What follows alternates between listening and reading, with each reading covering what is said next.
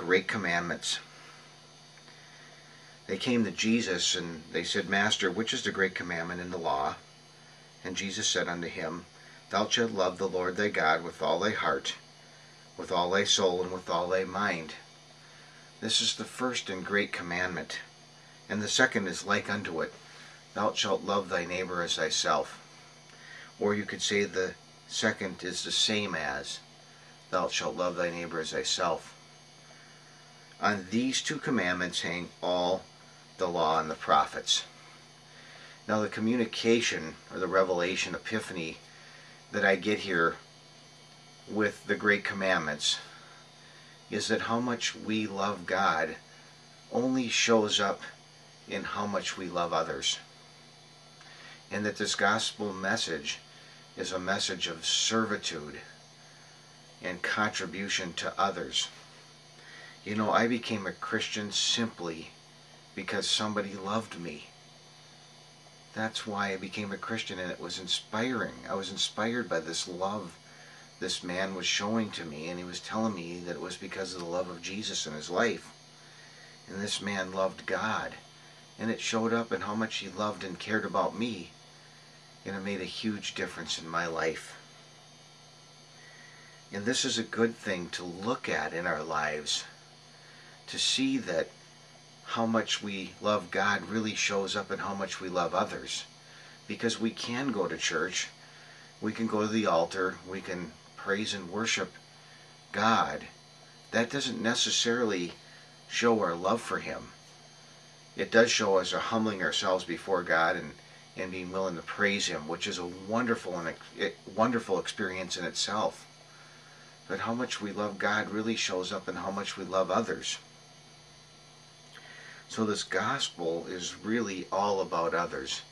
We get given a precious gift by the Lord, the gift of salvation. Jesus laid down His life for us in servitude to us. Greater love hath no man than this, than to lay down his life for his friends.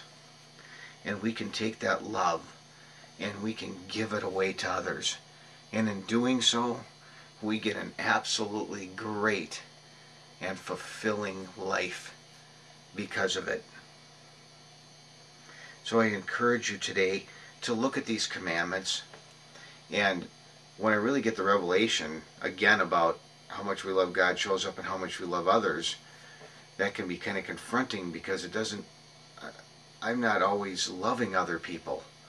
I'm selfish at times, and it just shows me that I have something to work at. There's like no judgment here. It's just something to look at and something to work at and something to pray about and something to practice getting in my life, is loving others. And Jesus made another statement, another Bible verse, you shall know the truth, and the truth will make you free. And that is willing to look at what's really truthful in your life. What are you really up to? Examine your own life. Take a look at your life to see if indeed you are loving other people. And that doesn't mean necessarily going over and washing somebody else's car, or it could mean that.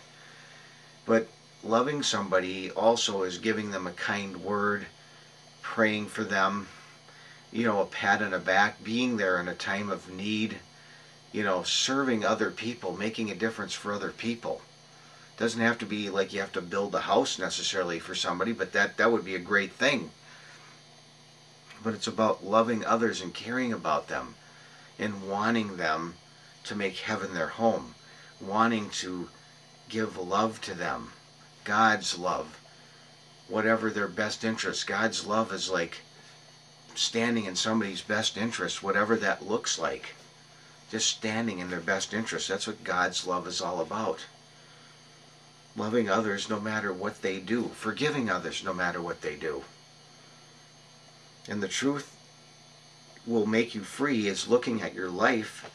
Am I really a person that forgives, or do I hold on to grudges? And boy, if you can see where you're falling short and you can be honest with others and honest with God, you can begin to clean those things out of your life. God doesn't want us to hang on to unforgiveness, the word says to forgive and you shall be forgiven. But God is compassionate and He's very patient with us. Love is very, very, very, very patient. Believe me, God has been very patient with me, and I'm very thankful for that. So again, look at the truth in your life and examine yourself, and be straight with yourself. Straight is the way and narrow is the gate that leads to life. That life is right now. Entering that straight gate is really being honest with yourself, having integrity. Doesn't mean like perfection, because we've got the grace of God to clean things up when we make mistakes. We can clean things up with the grace of God and continue to enter that straight and narrow path. Because so few people in this world really have integrity, and so few people are straight. And that's why He said, few there be that would find it. So I pray today that God gives you the courage to really be straight with yourself and to really examine yourself to see if Christianity is about loving others, or if Christianity to you is just going to church.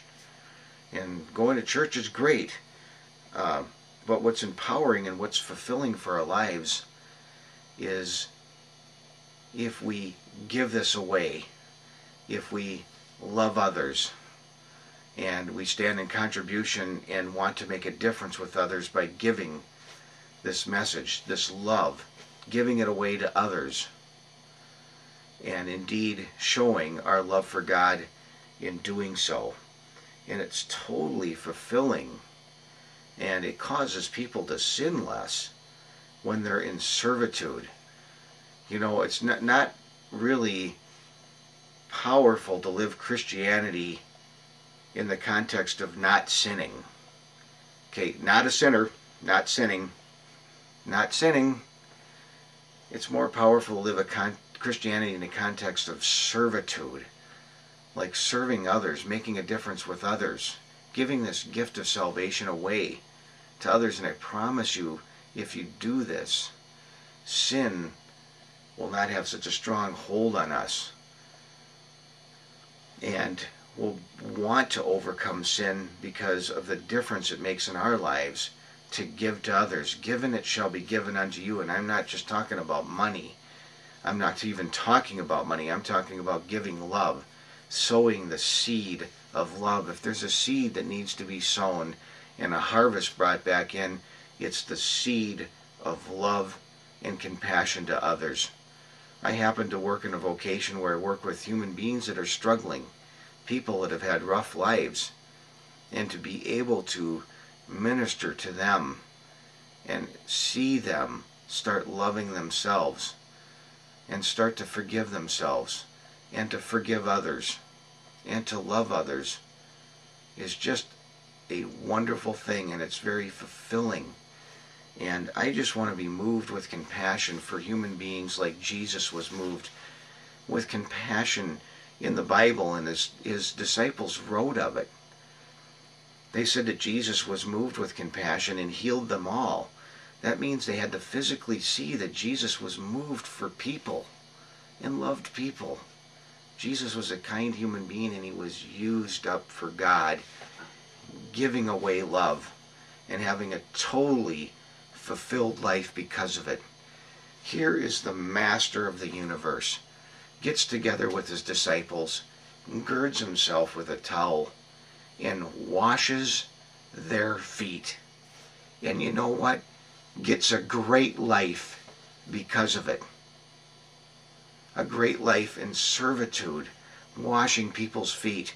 And we as Christians can wash people's feet. We can clean them.